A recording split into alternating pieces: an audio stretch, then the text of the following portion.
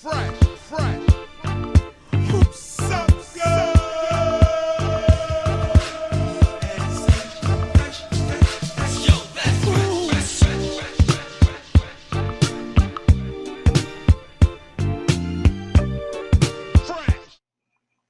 All right, here we go. Welcome to Fresh Convos. This is Joe Villa, aka Joey Too Fresh. We are at season 2, and my special guest is Francesca Conate. Appreciate that. Thank you, family. What's up? Thank you, Joe. Sure. Let me start with you. Thank you. No, thank you. Oh, Thank you. Really glad we have you on the show. Really excited to take your journey. Yes, I've known Francesca for a long time, and I think the last time we saw each other was a long time ago. 2+ decades. Yeah, almost. Damn. Ooh. Yep. And it's like, and we're here. Exactly. And we're here. And like true family, like nothing lost. Nothing Right. Nothing taken away. I'm really excited because your story is fantastic, and it's just like, and I'm glad we crossed paths. You know what I mean?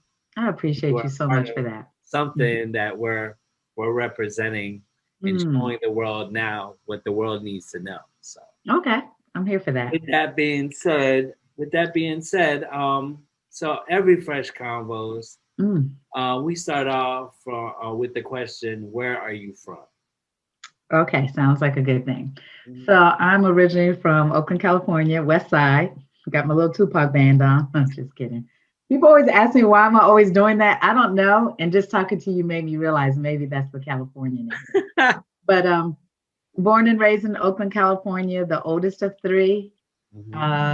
And absolutely loved growing up there. And I feel like that has everything to do with my personality, which is quick to smile, quick to talk to someone, quick to make a friend. And I think that's important to share up front because it'll make more sense about the journeys that we're going to share about my time in DC and traveling around the world. So I'm going to go ahead and say, West Side? Make that possible for me. Oh, definitely. Do you remember? Well, let's talk about the West Coast. Okay, sure. All right. At a young age in the West Coast, do you remember the first hip hop song you heard? Okay, that's so funny because when I think about growing up in hip hop, to me, it didn't really register until I went to DC to Howard University for school. In high school, I was more a pop. I was like Culture Club, Duran Duran, like that type of thing. And I was like Hall & Oates. I was absolutely in my happy place.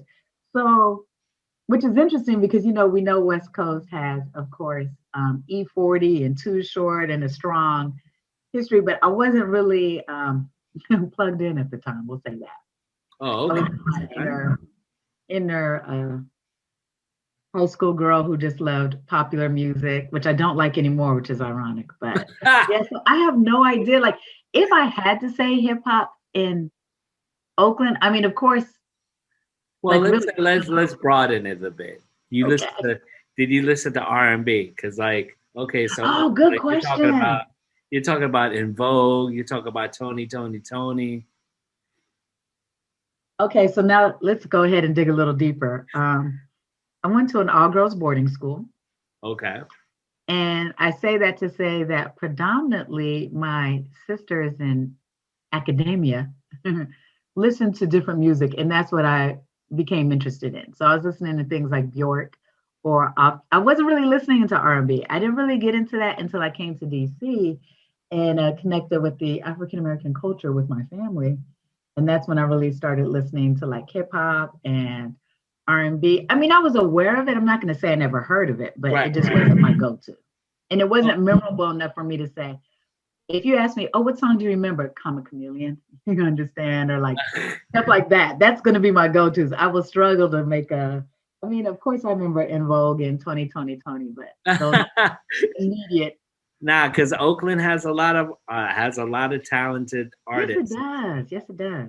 You know, even for hip hop. But I know, like, you said later on, like in DC. So, Mhm. so when we were in DC, Mhm, mhm. like, so what were you into? What were you into, hip hop wise? Okay, so that was my first time. I didn't really understand East Coast, West Coast, because I'm like everything I listened to was West Coast, just music in general. That Mm, was my first time to hear like Biggie, Nas, Wu-Tang, Mobb Deep, Jungle Brothers. Who else was I listening to? Brand Nubians. mm, So it was kind of like, to me, that was the golden age for me to come into hip hop anyway, because it was very conscious oriented. It was something that I could enjoy. I didn't feel like it was particularly offensive to women, not who I was listening to. right. So it wasn't really an issue for me. And I found that I either gravitated towards, I liked the Brand Nubians and Jungle Brothers, De La Soul, like that, or I kind of liked a little bit the darker side, meaning like Mobb Deep. Mm-hmm. Not saying that Nas is dark, but I just mean, I guess, more gritty, grounded, more serious, I guess is a better way to put it. Right. So I kind of saw myself on those two kind of sides. So basically, we're talking about like the '90s. Basically, yes, Yeah, 100. yeah, the '90s. Yeah. Nah, that's dope. That's real Hmm, dope. hmm. I mean, that's a great time. That It was was AKA the golden exactly, era, actually.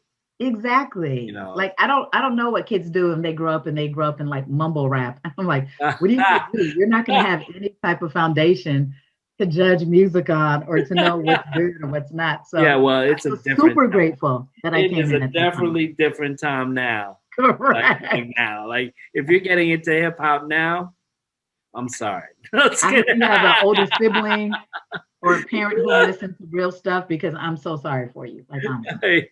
I just feel bad. So DC had a very dope scene back in the day. Mhm, mhm. Do you remember how you were introduced to the scene? That's a good question. I really think it was a friend of mine at the time, Sydney, because we were both in the School of Business. And I think he was the one that introduced me to Freestyle Union, because Freestyle Union introduced me to the bigger hip hop culture and to some degree go go. So I really wasn't connected to any of that. And I didn't know personally, like that was my first time to be in an environment where people are performing live. I never attended a live event before. I never understood the energy or the dynamic of that whole experience. So that was my first time to go to lives and go to clubs and, hear music and just actually hear people create music on the spot. Right. Hmm. Ah, that's amazing. It really was. It really, truly was. Ah, shout out to Sydney Woo! Go sit, for sit. bringing you to a place like that. Hey, Because yeah, no doubt. No I doubt. mean, it's like word of mouth almost. It's Mhm. like if you haven't heard it, you're not gonna catch it. True, true, true. Or if someone said like, "Oh, where do I find hip hop in DC?" Who are they gonna go to? Like, Yeah, if good they bring you question. to U Street, then you're in the right place. Exactly. That's crazy. Exact. That is. Now you're making me feel super like, in the right place at the right time, because I Nah, that absolutely is was. that is, and it's great because you got to experience like MCs like natural Most talent definitely. there, just like Most definitely. just we'll talk about that in a minute. Um, you have worked a lot with Tony Blackman Hmm, hmm. in the golden era of Yes. Freestyle Union. Right. Um, so what was your role? What did you begin Mhm. doing for her? And what was your thoughts about your surroundings, the MCs that were there? Everything about it was so encouraging and inspiring to me, starting with Tony having this vision, this creative vision, and then bringing it to fruition and allowing so many people to be a part of it. Sometimes people have a dream that's just for them, or it's only just for their team, or it's for a select few. But hers was expansive. And I love the fact that it allowed anyone who was willing to put in the work and, in alignment with that energy to be a part of it. So that was exciting for me, meeting all these young MCs and like seeing such raw talent, Mm-hmm. right? I went from listening to things on the radio that's very simple and they had time to do it and take, cut, do it again. And now I'm here with like this young talent that's just literally coming out with like the most amazing lyrical stories or imagery. Super loved that. And so my role at that time was like a business development manager, helping with things going on in terms of getting grants, space, things of that nature, anything that I could do from a business point of view, because that's what I was studying at the time. And I felt that was the biggest contribution I can give, because everybody being so artistic, generally speaking, I feel like, but I understand it can be matched, that left brain, left brain, very logic, business, right brain, creative space, art, and all of that. So it was a nice balance for me. Mhm. That's very left brain to be around all this creative energy. And then it allowed me to use my strengths to help further that platform. So it was a very exciting time for me and a great opportunity. That's awesome. Mhm. And how about the MCs? Name some MCs you remember off the top of your head. Okay, so that was super painful, because the ones I remember are gonna be like cool, and the ones that are gonna be like, really, that's what we're doing. So of course, I think the ones that I remember were the ones that I was actually more so friends with. So of course, Okay. Shatungwa, C Papa. Of course, I don't know why Black Indian, and I've never like talked to him. I guess because he was such a personality. Right. And of course, Subzi and Kokai, Quiet Storm, Steve. I forget what his name was in the thing, but I've always loved. As a matter of fact, we're playing chess right now on the internet. So I make my move, wait a couple of hours, he makes his move, and we go back and forth. So I've actually kind of slowly been reconnecting with the freestyle family, and I love it. Of course, you're the most recent addition to my life in terms of taking me back to that time, and I'm absolutely loving it. So you took part in the Daughters of the Cipher. Correct. What was that experience like? It was absolutely a result of being around all the MCs. Like week after week, you guys were doing all these creative activities that stretched your boundaries. Like I remember one thing I always liked was it was going, in a cipher, in a circle. You had to freestyle, and each person had to take a letter from the alphabet. Right. And I love that, or things that I learned, alliteration, when you're having to use that same sound repeatedly. So being around that week after week, I really felt like that shifted my mindset. Mm-hmm. It made me more interested in being creative, being flexible, tuning into that. So that's how I slowly made my way to Daughters of the Cipher. At no point in time was I like, I want to be an MC. I want to rock the mic. This never crossed my mind. Like that was not in my anything. And I but guess it did. It did because of you guys, seeing you do it and understanding. It's 100% a gift, but it's also a talent that you refine. Right. So that helped me to understand, well, if I really like it, then work at it like you guys do. So, I had a little dabble with the Daughters of Cipher. I had a little dabble with the freestyle for a minute. Mm-hmm. That's so. What was your MC name? Oh my, which is hilarious. I literally have no idea. And I was like, I probably didn't even get that far, because if I did, I know I would still be rocking it to this day. So I'm going to go ahead and say I did not have one. So if anybody who's watching this who knows me, if you want to give me one retroactively, I will be happy. Wait, so when you were in the Daughters, they just called you Fran, or what did they call Probably. you? Probably. Wow. You made that sound like so anticlimactic. So you were just Francesca, just Fran. Pretty much, yeah. Hey girl, go. Your turn. Nah, that's cool. Okay, look. People use their names. Right. Because that's their name. You know what I mean? Exactly. Fair enough. But if you're like, if you're Ice Fran or something else, hey, why not, right? Okay. So like, yo, I'm cool Fran, Right. I mean. Oh, wait a minute. So you know what? Go ahead. You know what I was playing with? Because when you said that, look at you bringing back memories. Okay. When you said that, you brought something back. I never used it, but I was playing with it for a minute, and it was Killer Cali from California. But also, there's a god, a Hindu goddess known as Kali. I think it's spelled Kali. And she's like the goddess of destruction. But with destruction comes creation. So, Mm. your girl was all deep. Everybody, you guys were rhyming about art of war and all this stuff. So I had to get deep with you. And I was like, yeah. I'm like, yeah. I don't think I ever told anybody. Maybe it's the first time to say it out loud. But I'm from Cali because of California. And then Right. it was the goddess. And then doing the Hindu. So it's representing all that I like. And it was about destruction and creation. There you Oh, go. damn. Okay, Killer Mike, here come your sister, Killer Cat. Yo, that's crazy. Right. Did you get to perform? Yes, we did. We performed one time. I think it was like at the 9:30 Club. And yep, your girl got all up on the stage. Surprisingly, I didn't freeze up. I don't really remember what I did, but I did feel good about it. I feel like I didn't stay on as long as I could. But at the time, everybody in the audience, everyone that I could see was family. It was everybody from the Freestyle Union, from HR 57. So I'm just seeing support and love. And they're like, oh my God, look at her go. So, I'm all taking it in and super duper enjoyed it. I don't know why I didn't continue after that.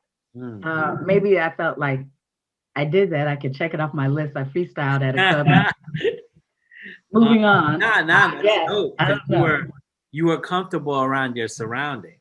True. Basically, when you're comfortable around your surroundings, that's how I learned. Like, Actually, that's a entering very good Freestyle point. Union, when you didn't know anybody, you're just like kind of quiet and True. self-contained. Mm-hmm. But then when you know people and when you're like around them for a certain amount of time, Mm-hmm. And there's so much love there. anything goes. So it's a lot of support and love at the same time of what you're doing. So you're free spirited to do what you Well said. want. Well said. Mm-hmm. That's really dope.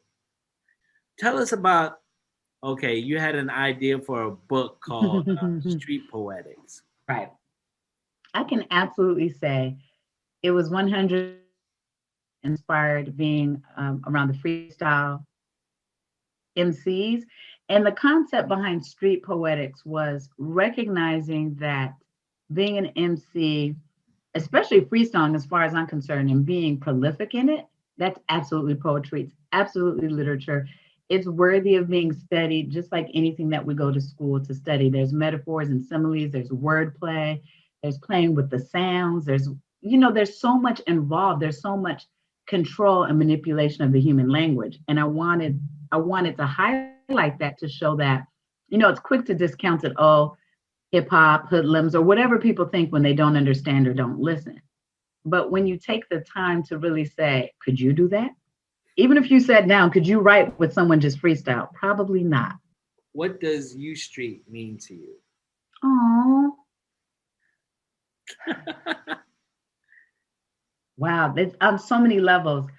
Number one, it represents home because that's the first place that I lived when I was in DC on 11th Street in U. Mm-hmm. It represents transition of what was. It's such a historic part of DC for the African American culture and that whole corridor. It represented the greatness of what was, and then it also represents gentrification and something that we see typically in neighborhoods like this, where the value of the homes go down, developers come in, they buy it, they flip it, they make the taxes go up, and now we've got condos and we've got coffee shops and a whole bunch of nice things, but people who've lived there for generations are now gone. They've been pushed further away. So I actually have not been to DC in forever since when I lived there. So I know I would be very surprised and probably emotional to see what it looks like, because when I was there, it was very much what it once was, that former grandeur. But I'm sorry that no one ever invests for the community that lives there. It's always an investment for the next group of people to come in and benefit from. But U Street will always have a special place in my heart. That's like home base for me. Nah, that's really awesome that you said it. And it was interesting that you mentioned the gentrification. Mm-hmm. That was that happened. Well, like obviously now, right? It's there, but it was being planned, right? 100%. Time when we were all there, when it was just the hub of just a lot of creatives. You know what I mean? Exactly. It had that bohemian, that creative, like this Yeah. is where the artists come and hang out and, and create Right. and be inspired. Yeah, that's just crazy. And then I Mhm. mean, you knew what was coming. Right. It's like, okay, well, you're gonna put a so-called Starbucks here. That's it. Mhm. That's so crazy. Like just You know even what I mean? imagining that. Yeah, that's That's crazy. that is crazy. That is Mm. nuts. Okay, let's talk about your poetry. You were at a okay, let's say you were at a phase of poetry. You wrote poetry, right? So And what happened? did you perform it? You give me so much life. Okay, so first of all, um, the poetry, again, inspired from being around you guys,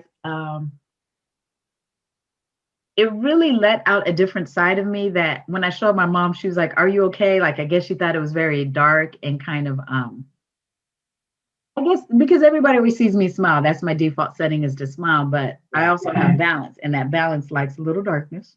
Right. And I guess that's where my writing came out because that was an outlet for it. I actually really enjoyed the process, and I tried to do what you guys were doing in the union, which was like I had one that was on alliteration, then I had one that was playing with different things. So I challenged myself in writing it and really enjoyed it.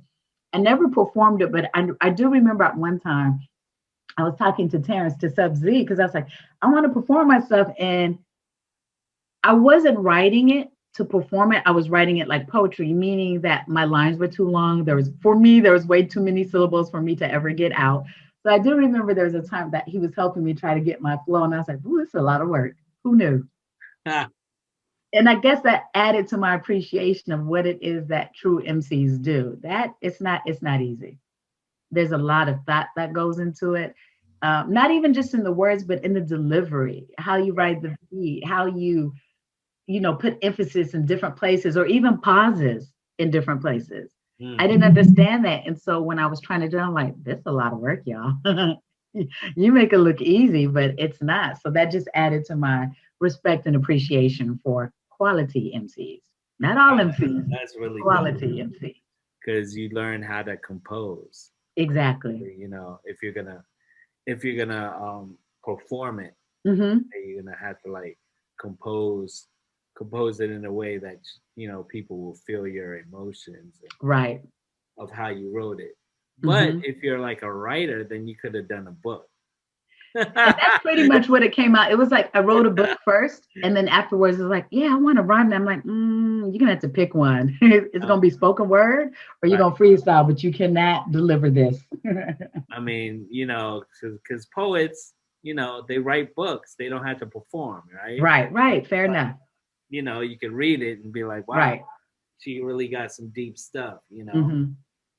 So that's now, but that's dope. You dwelled in that realm of just Exactly. being like, all right, that I want to do poetry, but this is how I want to do it. I want to perform it, like spoken word. So, Okay. Can I say something? Because you're making me all comfortable and everything, and this is like family time, right? These fresh convos. Okay. So I want to say I had about 10, and honestly, I never memorized any of them because they were so wordy, but there's one that I kind of remember, only the beginning part of it. So I'm not going to be doing the whole thing. And obviously, we already established your girl's not doing a flow because I don't do flows. But I think the reason why it stuck with me, it took a long time to write. I was so fascinated when you guys were doing alliteration, meaning the same letter or the same sound. So right. I did one with I. So I'm going to say it. There's no special sounds. There's no snaps are needed, but it was, I remember, in the iris of Isis illuminates intelligence, intolerant of ignorance and dang. Okay, I started in the iris of Iris. Okay, I'm going to find it and I'm going to have to deliver it to you because I was so surprised I even remembered that much of it I mean, because it was a lot of eyes. But it was a story and it made sense. And I was kind of proud, like, oh, girl, you made a whole story using the letter I. I mean, that's real dope. Oh, Sounded dope in the beginning, like why are you so supportive? That's why you got me hyped. You got me pulling I out. mean, I well, didn't know if come they were on. the If it was or whack, hidden I'd be memories. like, I'll be like, oh, okay, all right. He's like, I'll edit that out. Go ahead, girl. Say your Next thing. question. No, I'm just kidding. No, but nah, that was really dope. And I Aw. like how you like, you know, the letter I, you know what I mean? Right. So that was catchy. Oh, you're so supportive. Okay, well, I'll find it and send it to you. So at least for anybody who wants to know what the hell I was talking about, since I couldn't remember 30 years ago, here is my full. It's just a couple of lines, but yeah, I just remember the amount of time it took to find the letter I for nouns and verbs and adjectives, and then to put it together, and then for it to tell a coherent story. Mm. That's Yeah, real. you see, my wheels are all spinning. Yeah, I'll send that to you. So you moved to Atlanta for a short time. Correct. And Correct. before you moved to Japan. Mm-hmm. Let's talk about that transition. Oh, you're so awesome.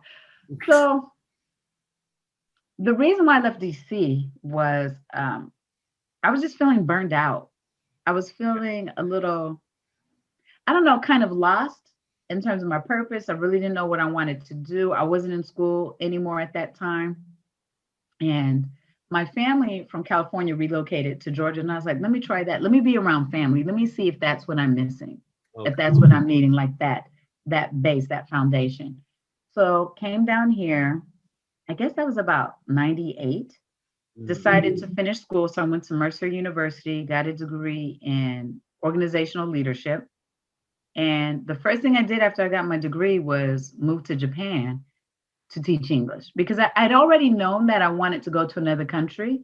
Right. And the requisite basically is having a degree. Doesn't matter in what subject, but you need one. So native speaker, passport, and a degree. Check. And I was decided I wanted to go to Japan. I think I knew I wanted to go to Asia because I didn't want to do anything in Europe, because I felt that's still Western thinking. It might be a different language, but Western mindset. Wasn't particularly interested in South America, although I'm getting more interested, and I'm sure I would definitely love to visit one day. Of course, I love Africa, but I didn't feel comfortable as a single woman going by myself at that time. Okay. So Asia felt like a really good fit for me. China was too big, didn't necessarily feel that was the safest. Korea didn't necessarily move me. I didn't know much about it, so it didn't pique my interest the way Japan did. Right. I was like, everybody knows Japan, everybody knows Tokyo. Right. So, and the quality of life was good, the pay was good, the experiences amazing. So my goal was to be there 1 year, was to teach English for 1 year, come back to the States. And your girl ended up staying there 13 years. And loved it. And did not look Why back. not? Right. You know what I mean? That was my whole thing. Why not? Because I can. Right. Because you can. That is Right. That's amazing. So Mhm.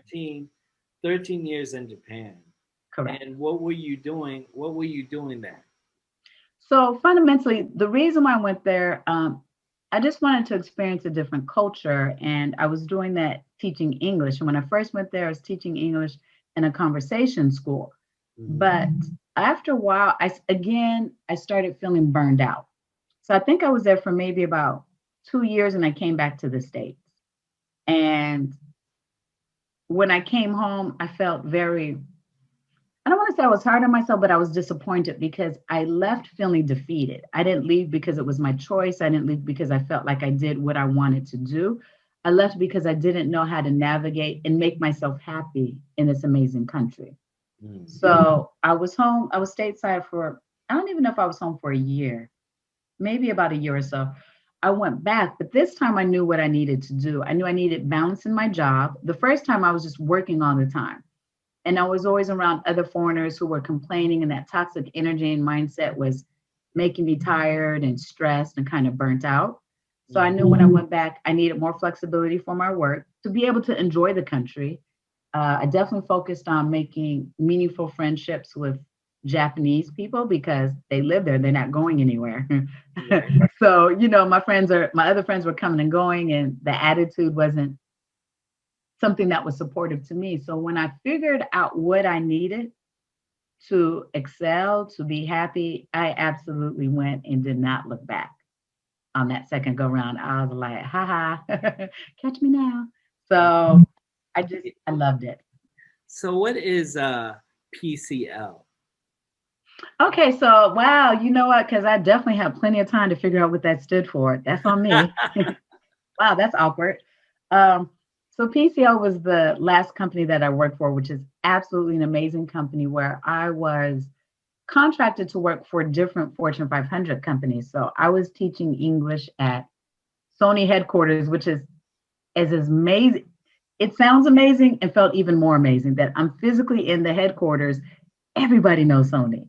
Right. And it's a gorgeous building. And I'm like on the top floor and I'm like, I'm looking out on Tokyo like I did that. So Sony, Hitachi, Fujitsu, Toshiba, Japanese-based companies like KDDI, which is a telecommunications company, Shinsei Bank. So basically, I had the opportunity to go into different corporations and teach their students English. And it wasn't English for fun. This was English for communication. If you're Sony, you absolutely have subsidiaries around the world. Right. And English is going to be the language that you're going to need to communicate in. So I absolutely love the opportunity to do that. And the fact that when I first started teaching business English, I definitely got some side eye. Well, I can't really say side eyes, but I know my students were looking at me like, really? Like we were expecting a white man. Like we wanted the best of the best. We wanted, what we expected. We're dealing with white men. We want to have a white male teacher. I was like, here you go. You got me. But like you, I majored in business and I love business. And better yet, I love people. So by the time it was over, my students absolutely understood. I love them. I respect them. I want to see them win. I want to see them have the confidence to win. And so by the time I left my company, I was the highest rated teacher. And that definitely meant the world to me. You got to experience, let's say, music in Japan. What was that like hip hop music and other stuff? What did you think of even like Japanese music?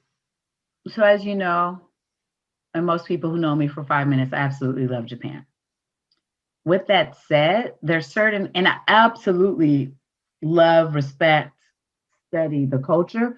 But when it comes to things like the popular thing, I never was really into Japanese music, mostly because J-pop is very popular. It's either like popular or like old school, something called Inca, which is like this old style music, which was dope because there's a young guy. He's like, I think his name is Jetto, African American. I think he's from Philly. And he sings in this very traditional style of music because his grandmother was Japanese.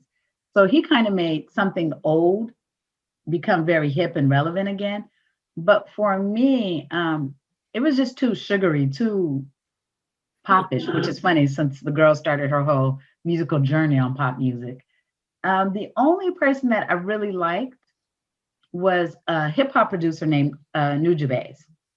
And I was introduced to him from I always say my brother from another mother, Shohei, who was a DJ back in the day. So he knows a lot about hip hop in the States. So it was a lot that we could talk about, and he taught me.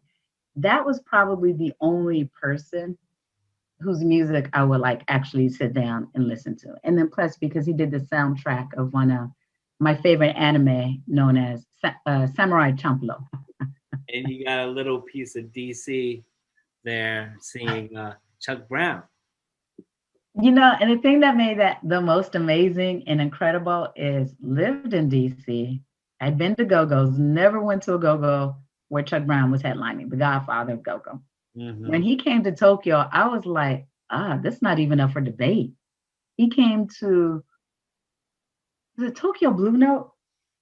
I think he came there and I was in it. And what I loved, in addition to getting crunk with him turning it up, in addition to that was the fact that the Japanese fans who listened to him absolutely love him. When it came to that call and response, they were right there with him.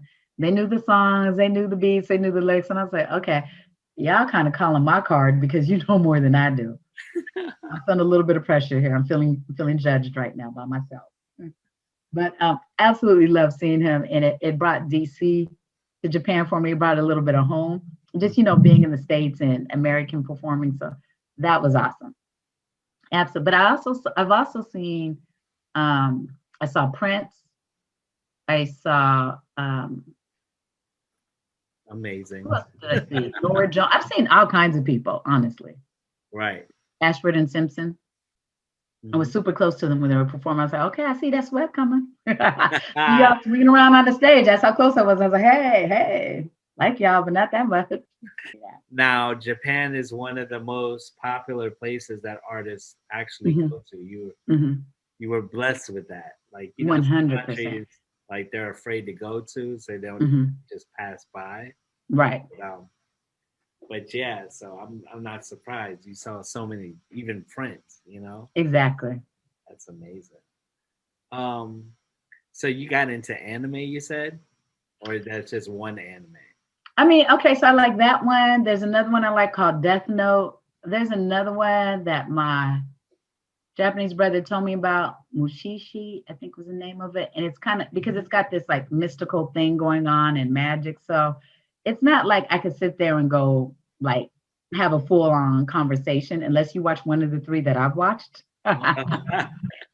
We're not going to be talking too long. At least you saw 3. Yeah, and 3 that I like, because I mean, I have to be entertained. I know of all the other ones like One Piece and other like ones that people like, but I just couldn't get into them. And if I can't get into them, what's the point? Right. Okay, so when you left Japan, you went back to what, Georgia? Correct, where I am right now. Georgia. And did you feel like, you know, did you feel it was time to go at that time? Like, how were you feeling at that time? Like, you know, finding out, well, I got to go home right now. Again, I was shattered at the time. It wasn't a choice to come home. I was literally living my best life. I was there having different opportunities to support Africa. My father was born in West Africa and Sierra Leone. I could support things that raised money for women and children in this country. I got to meet African ambassadors. I climbed Mount Fuji twice, raising money. I was doing all these amazing things in Japan. So the second time I had to come home, it was much more difficult for me, and it was because of my health. At that time, I started noticing something different with my right leg, and it was like this heaviness that I had. But I felt like I eat really well. Everything you're doing in Japan requires you to walk. So I'm walking 15 minutes from my house to the train station. Then when I get to the train station, walking another 15 minutes to get to the job. So I'm like, I'm in the best health of my life. So I'm not understanding what's going on. And it, like I said, it was this heaviness and tightness in my right leg. But then when I would take a break, it would go away and I was fine. But over the years, it started happening more frequently, lasting longer. And it got to the point that I'm like, this is difficult. I'm in Tokyo. That's the equivalent of being in New York. And that's not your country. America's not your country. You're in New York and something's going on with your body. Right. That's not the place to be trying to struggle and I'm going to wing it. I'm going to make it, do what it do. So I came home with the hope, the understanding, the impression that whatever it is, I'm going to go home. I'm going to go to the doctor. We're going to figure out what it is. Hopefully it's not so serious that I need to get a surgery, but if I have to, and that's what it takes, I'll do that. So in my mind, I thought I'm coming home and I'll probably be back to Japan maybe within a year and a half tops. Okay. What I didn't know when I came home is that slowly it became apparent I had an autoimmune disease, which means it is very difficult to identify. It could be anything. It could be lupus. It could be so many things. So I'm taking a lot of tests and they're telling me it's not this, it's not this, it's not this. That was very stressful.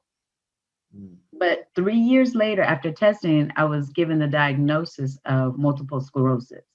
And that was super devastating to me just because you're like, oh God, MS and there's no cure. And, you just think of all the worst case scenarios. And I'm thinking about this life that I've always led, which is so active and always, doing things. So it was a very difficult time, I would say, that first 3 years of me being home, mentally, emotionally coping with.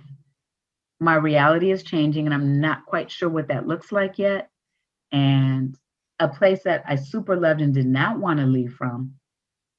And this is where I am now. But in retrospect, as challenging as it's been, I really feel like my time in Japan prepared me to process this difficult time for me, to um, basically find my bearings again and like get back on top and start moving forward again. And I really believe that was just from my time in Japan, that the whole approach to life and, Western society is either right or wrong. And what did you do when you did something wrong? And that's why that happened.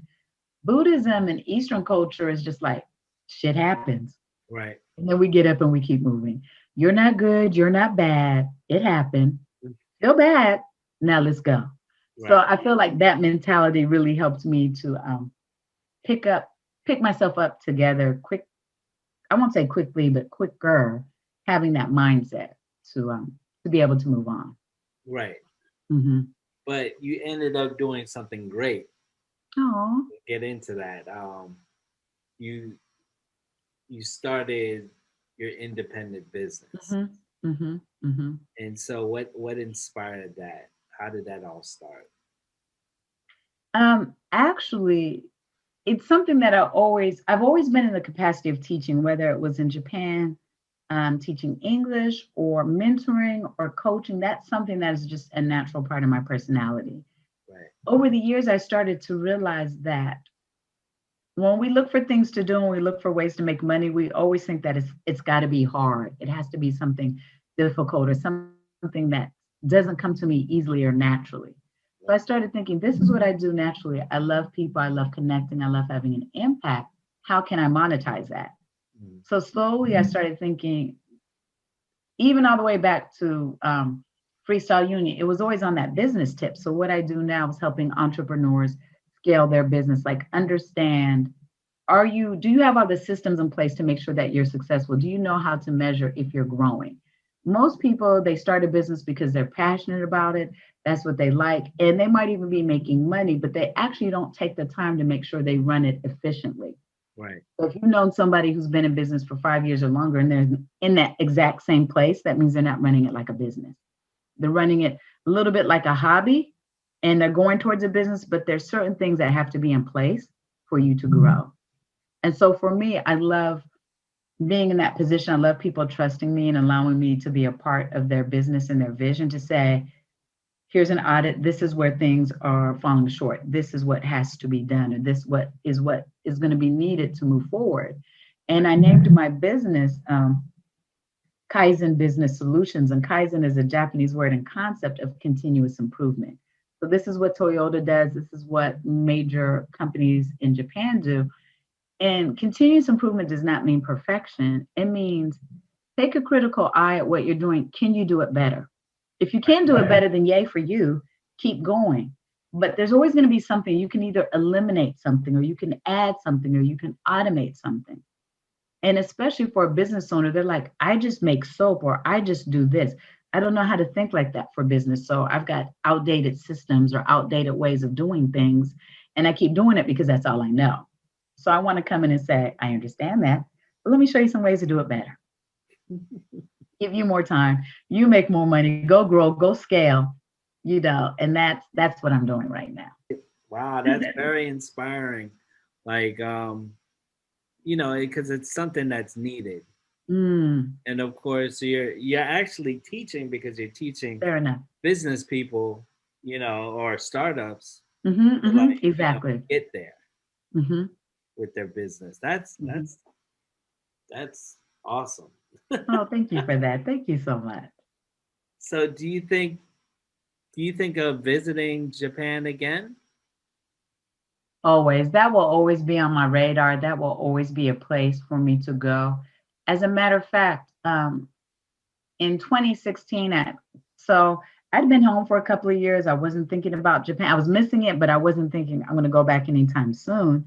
Okay. And in 2016, actually in December, my former boss reached out to me and said he had to fire a trainer.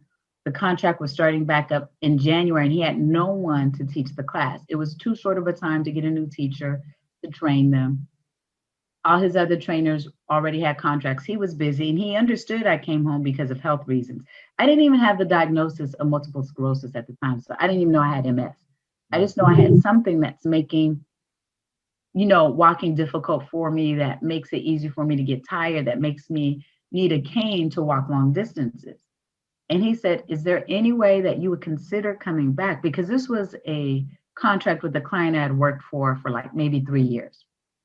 Okay. And at first I was in my feelings, and by feelings, I mean ego, because I'm like, oh, I'm not all the way strong. And then I got to go back and I'm going to have a cane and like I left strong, as you know, that's how people saw me, and I didn't want to come back like that. Then I thought, hold up. Your former boss just said his clutch player is you halfway around the world. He will pay for your airfare, your hotel, your food, your taxi to get you to the client. Is there really a question? So after I got out of my feelings, and they were there for a short amount of time, I was like, yes. When he paid for the ticket, I had to call the airlines. Yeah, I'm gonna need wheelchair assistance, because what we're not gonna do is me crying because I got in my feelings because I got tired and I can't walk to the gate and miss my flight. So I had to do a little ego checking. Right. Okay, we could do this. So that was a wonderful opportunity. I went back for 2 months, taught, had an amazing time. Everybody was so loving and so supportive. I'm talking about like from my taxi drivers to even when I went through immigration. Immigration is stressful in any country. I feel stressed when I come through customs in America. I'm like, and I'm an American citizen, I feel some kind of way. They had me hide. They were like, oh, you're just here for a short time. I'm like, yeah. Oh, why y'all talking to me? Y'all never talk to nobody. Why you love me like that? So I just felt like the whole country was like, welcome back.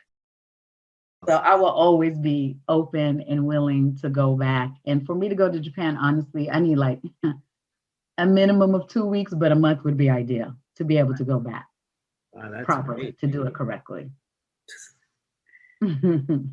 What do you miss the most? Oh, wow. Oh,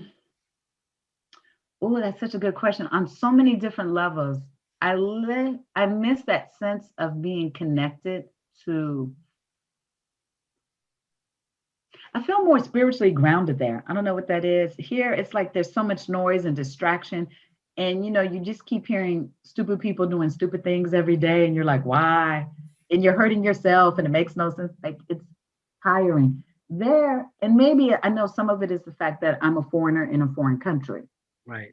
So they probably got stupid stuff going on too, but it doesn't always come in. So I like that a little bit, being in a bubble, knowing that I'm safe, that I can just concentrate on my own mental well-being. Mm-hmm. Definitely miss my friends that are like family, miss the food. Yeah, when I go, literally, I feel like I'm going home. When I go back to Japan, I don't go for visits. I'm not going to work. I'm like, oh, I'm going home. Yay. Like, that's the feeling I get when I go. And I feel it. And I feel like even Japanese people who don't know me, like they could be like, oh, okay, here goes a tall Black girl.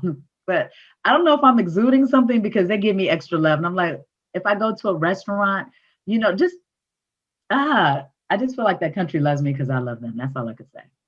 That's all I can say. It reminds me of New York, like back in the 80s. Okay. Sort of like, but more spacious. It's different. I mean, you got you know, and you can dress however you want there. Oh yeah, nobody cares. Yeah, no one cares. You could dress up like, you know, a bear and just like, walk around. And just like, you know, and people were just like, okay, he's dressed up as a bear. That works. Yeah, I mean, you know what? Something to say, because it was very important to me. And just to go ahead and dip that in real quick, I'm all about balance. So with all that said, it is clear I absolutely love Japan and I respect the culture and everything there. But there were definitely things that were challenging for me. A common question that I've been asked is about racism. Didn't really experience that, and definitely nothing like the way it exists in America. So, you know, number one question, like, aren't you scared and don't you feel bad? Aren't they racist? I feel like the older generation, that older mentality, because they're like, Japan's for Japanese. Yeah, but you know what? I'm not scared of being shot in my bed while I'm sleeping at night. I'm not scared of my brothers because there are a lot of Africans that are there. I'm not scared of hearing they got shot because a police officer was scared. Right. So with that said about the racism, 100% it exists.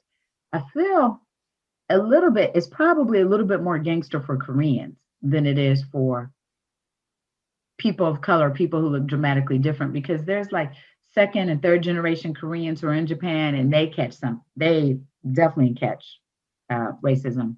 Right, right. I Japanese think the people. law there as well, Correct. and the way things are Mm-hmm. run over there is strict, but you Very. don't feel it because you're amazed by your surroundings. Right. You don't And have you're on the anything outside. to You're say. literally on the outside. Mm-hmm. But if you think about it, like, yeah, so that's with basically that's with any other place as well. Like, Agreed. you won't experience racism there Mm-hmm. because they're welcoming, Right. like, foreigners. Mm-hmm. So if you see a lot of foreigners at one place, then they're welcoming. Right. You know what I mean? So you don't get to you don't get to like kind of experience it, but if you do, it'll probably be from like the conservatives. Mm-hmm. And of course, you don't like you don't pay too much mind about the conservatives. I They know. they complain all the time. So now that's interesting that you brought that up about racism in America. Yeah, it's different. It's in your face. I guess it's that sense of nationality that people take too far because even in Japan, there's a thing they call their soccer team, the female soccer team is Nadeshiko. That's the name. That's the name of this beautiful Japanese flower. That's their image of the Japanese woman. Mhm. And then you start having these biracial children. Like, for example, of course, the most famous right now is Naomi Osaka. Her father's Haitian, the mom is Japanese. They were not interested in claiming her, dealing with her, or anything. Like, they had issues. Even like companies that you think would know better were like making inappropriate commercials and doing something about her skin color and all this stuff. But she plays for Japan. She's been winning. I see y'all got some love from Miss Naomi now. So like everybody, they're scared of being misrepresented. But as soon as they start seeing like she's on the world stage, she plays for Japan. She lives here in the States, but when she plays, she's repping them. And so they finally are having their come to Jesus or come to Buddha moment, like, okay, it is possible that Japanese can come in different shades Mhm. and that people can represent us. So they've never had that type of history. It's a very homogeneous society, right? Everybody thinks the same, pretty much looks the same, even down to hair color. Like it's a big thing in high school. You cannot dye your hair a different color and not expect to get in trouble for that. So there's a whole thing about we look alike, we stay alike, we do the same thing. So when Right. someone comes out looking different, it's a point of concern. But I think they're learning, and as you said perfectly, the old conservatives, as they die, Yeah. that's the best way to put it. I As mean, they die, their ignorance dies with them. yeah, exactly. So what's next for you, Fran? That is such a wonderful question. Right now, up until now, I've always been more directed in terms of what I think I want to do, what I need to do to make that happen, where I should be. Right now, I'm at a very happy place in my life where I'm like, everything is as it should be. Okay. I never thought I was going to come back to the States, definitely not because of my health. I thought I'd either be in Japan or possibly move to West Africa as that next stage. I had a lot of ideas for my life, a lot of ideas of what I wanted to do, a lot of disappointments of things that didn't come to pass. So, what I've learned is absolutely be where I am in this moment and enjoy it fully because it's literally giving me the next step of what to do. So it's being revealed to me. I'm healthy, I'm strong, I'm working on getting stronger and healthier. I'm grateful. What was difficult for me now, I embrace. And I'm here to see what's going to be presented to me because half the things I did in Japan, I never even imagined or thought I could do. It was just opportunities that weren't in alignment with where I was at that stage in my life. So I know whatever I even try to imagine or dream, it's not going to be as great as what's going to actually happen or present itself. So I'm in open, receptive mode, do my best, girl, get stronger, get better, love more, hug more.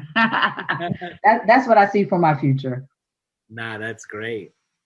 That's great. And who knows? Hmm. Might end up in another place. That's my whole point. You know? Something I feel like something that I can't imagine, even articulate, Right. Because you did it is before. going to happen. What exactly? Several times. So you can do it again. Agreed. I mean, Absolutely agreed. once your health is stable, once you're like, okay, Hmm. well, I feel like I can go now. And of course, this Exactly. pandemic as well. Once this pandemic Right. is over, hopefully. But just to speak to what you said, actually, it was earlier this month I found out that I've been invited to go to France, all expense paid, because last year I had a friend, this is before the lockdown happened, a friend who lives in France, and we met in Japan. Mhm. She said her boyfriend wanted to buy some vintage instruments, and the people, I think she was getting it off of like eBay or something, and the sellers are based in the States. They did not want to ship it internationally because it is a pain in the ass, and then it's fragile and you got to do all this extra stuff. So they're like, nah. So she wrote me and she said, is there any way that we can send the instruments and the things to you and you send it to us? 110%, it is okay. So I've got 3, I don't even know, that's embarrassing, violins or violas, maybe a violin and a viola, I don't know. I have 3 instruments, 3 stringed instruments that are small, whole bunch of bows, some other vintage instruments. And then the lockdown happened and then priorities changed. So they've been in the closet Mhm. for basically a year. And then a few weeks ago, she was like, hey, I think we're ready to consider having it shipped to us, but we'd like to pay for you to come out and you can stay as long as you want, stay with us. And I was like, see, I see you 2021. I see you in the Wow. midst of all of this. So then now my mind is thinking like, ooh, so if I have an all expense trip to France, um, I can go ahead and go over to London because I have some friends there. Yep. That's not that much. And then actually, if I'm already in London, I might want to think about hopping a flight because it's only 6 hours to get to West Africa. It's going straight down and visit my family. All of that's none of this even crossed my mind until someone said, hey, I'll pay for your trip to go to France to bring the instruments that you've been keeping for us for the past year. So that's why I say I don't really have plans. My plan is to be happy, to travel, to do whatever I can, but it takes that one thing. So I Mhm. went from Paris to London to Sierra Leone all in one trip. You know. And everywhere I go, I got family. So family, be it by blood, by friendship, but I got family. So that means everywhere, all I got to do is physically get there and it's a wrap. Tell the people Hmm. where can they find you or reconnect with you on social My media. lovely people, you can find me on Facebook. That's probably where I'm most active. I'm on Instagram. I don't even know what my Instagram name is. Like, yeah. Go ahead and find me on Facebook, Francesca Conate, Conate. I think you'll see my name written someplace. And even for those who don't know me personally, but if you are mildly intrigued or entertained, feel free to reach out to me. I can't tell you how many people I've met from doing like a podcast or an interview, and someone's like, oh, this was really interesting, or I really like this. Or I think it was last year, I did an interview with someone. He's an American expat in Brazil, and we were talking about Japan. It was a British guy who's living in Brazil who saw it and reached out to me. We started talking. Why are we friends? Every 2 weeks, we have a cyber chat. And because of that, he introduced me to a group that I did a presentation for. So when I'm saying to people who I don't know personally, when I say come through and reach out, I absolutely mean that. There you go. I absolutely mean that. You don't know where that could lead or what that Right. could, Like end up being. connections. It's the connections. All day, all day. Great. Well, thank you very much. This has been a dope journey. Oh, Fresh Convo Season 2. Francesca Conate, beautiful, thank very you. successful through all her endeavors. And I hope people are inspired by this Awesome. interview. And yes, make sure you check out www.amphbns.com, All day. AMPHBNS. Got the merch right here, Hey, my logo.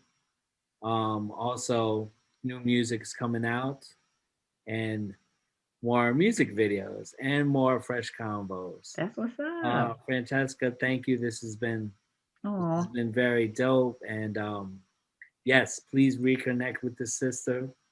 Definitely, I please hope do. I see you sometime soon.